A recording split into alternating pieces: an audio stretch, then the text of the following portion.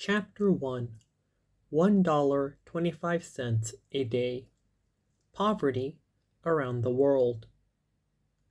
When I was 15, I was lucky enough to travel with my mother to South Asia.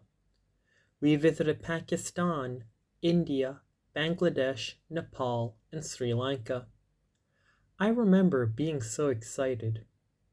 I couldn't wait to see the majestic Taj Mahal in Agra, India, the beautiful citadel of the Lahore Fort in Lahore, Pakistan, and the almost mythical Bodhanath Stupa in Kathmandu, Nepal.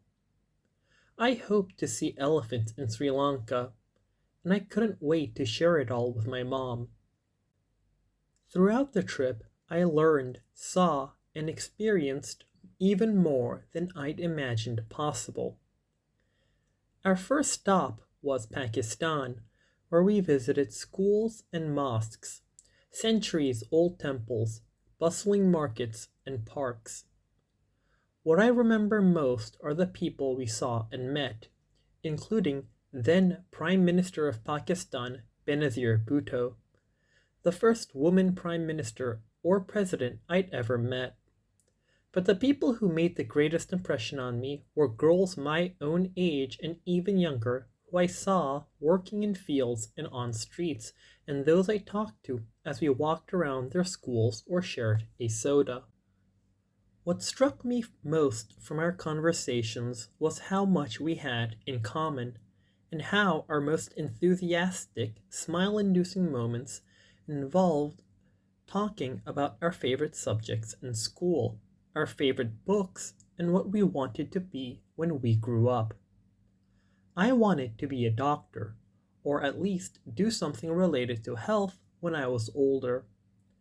Different girls I met at the girls' school we visited in Islamabad shared their dreams too. One wanted to be Prime Minister like Benazir Bhutto, another a doctor, one a teacher, and one girl I will never forget told me she wanted to climb all the tallest mountains in the Himalayas in each country, Pakistan, India, Nepal, China, and Bhutan, to conquer the mountains and to help build relationships across countries and cultures. I was in awe of her, but I was equally in awe of the girls I met who were determined to succeed, particularly those from poor communities in Pakistan and elsewhere on our trip where most kids, especially girls, didn't even go to school at the time.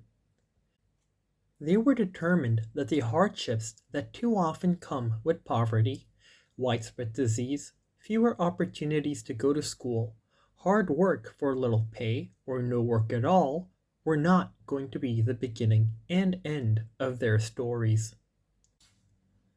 The second country we visited was India. In Ahmedabad, as we drove, we saw what seemed an endless patchwork of tin, tarp, and what looked like giant garbage bags serving as roofs for thousands of homes built of metal, wood, and mud.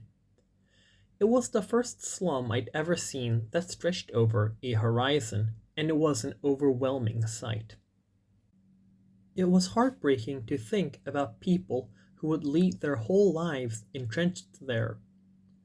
When we were in Mumbai, we saw the Dharavi slum, one of the largest in the world, where its estimated 1 million people live. As we left India, I knew I would never forget the soaring splendor of the Taj Mahal, the serenity of Gandhi's ashram, the beautiful traditional dancing I'd seen, or the slums. In Dhaka, the capital of Bangladesh, a country the size of Wisconsin with more than 100 million people then and even more today, the slum and city seemed even more intertwined. We could see a slum not far from our hotel room's window. Seeing the slums, whether from a road or a room, and walking through different ones in different cities, it was hard to fathom that the people living there were only miles, sometimes less, only across the street, from clean water, flushing toilets, health care, schools, roads, and electricity. It felt like another world, but it wasn't. The main difference? Poverty. I've now visited slums and poor villages in Asia, Africa, and Latin America. There's no difference between the dreams and dignity of people living under a tarp, in a shack, or in a rural mud hut to your dreams and mine, to you and to me. As I've heard my parents say my whole life, and couldn't agree more, talent and intelligence are equally distributed across the world, but opportunity isn't. What do you think is a good definition of poverty? Many different definitions exist. Poverty can be calculated based on how much money someone has, how much money someone makes, or how much property and how many things someone owns or can buy with the money they have. Sometimes the definition of poverty is based on the answers to certain questions like, is someone homeless or hungry? Do they have clean or safe water for drinking, washing, and cooking? Can their kids go to school?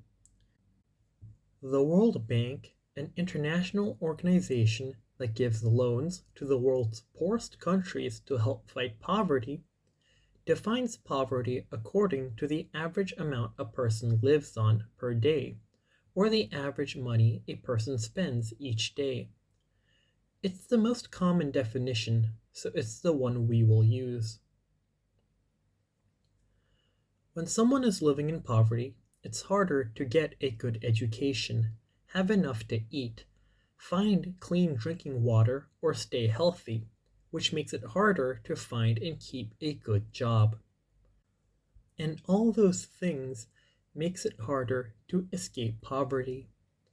The challenges are all connected, so the solutions have to be too. I hope that's something that will be clear by the time you finish this book. If you are drawn to the issue of poverty and how it impacts people around the world, you'll need to decide which definition makes the most sense to you and is most useful in thinking about which part of the poverty challenge you want to tackle and help solve. This chapter focuses on the poorest people in the world, many of whom live in what's known as the developing world, a group of countries stretching across the globe with average per capita incomes below a certain level. The average per capita income is the number you get when you take how much money a whole country makes and divide it by how many people live there. I don't love the term developing world. It seems to imply, even though I know it's not meant to, that people who live in relatively poor countries are somehow less developed as thinkers, dreamers, and doers. It also seems to discount the important contributions people from the so-called developing world have made to science, medicine, economics, literature, art, and other fields. And it's a very wide category, grouping together, for example, India and Liberia. Despite their different histories and geographies, not to mention populations or average per capita incomes, India has more than 285 times as more people as Liberia. And in 2014, India's average per capita income was more than 5,000. In Liberia, it was less than 900. That's a big difference. And there's still a big difference if we look at another measure, the median per capita income. The median per capita income is the midpoint in a country's per capita income, meaning half the population makes more money and half makes less. It's an important measure because when calculating an average, a few very wealthy people can move an average up, making it look like a whole country has gotten wealthier when it's really just a few people. The median per capita income is a lot lower in both India and Liberia, but India's is still more than 5 times higher. India's median per capita income is $616. Liberia's is $118. So while the developing world may be a very wide category, it's the term still most commonly used to describe countries in which people on average are not yet as well off as people in the so called developed world, including the United States, Canada, parts of Asia, and the Middle East, and much of Europe. Because of that, I'll use it, but not happily. Meanwhile, I hope someone comes up with a more respectful term soon, maybe you. Also, too often in the news, in movies, and television shows, poverty is equated with Africa. There is poverty in Africa, which is a huge continent made up of 54 different countries. But there are people struggling against poverty in every country on Earth. Poverty is everywhere. So too is growth.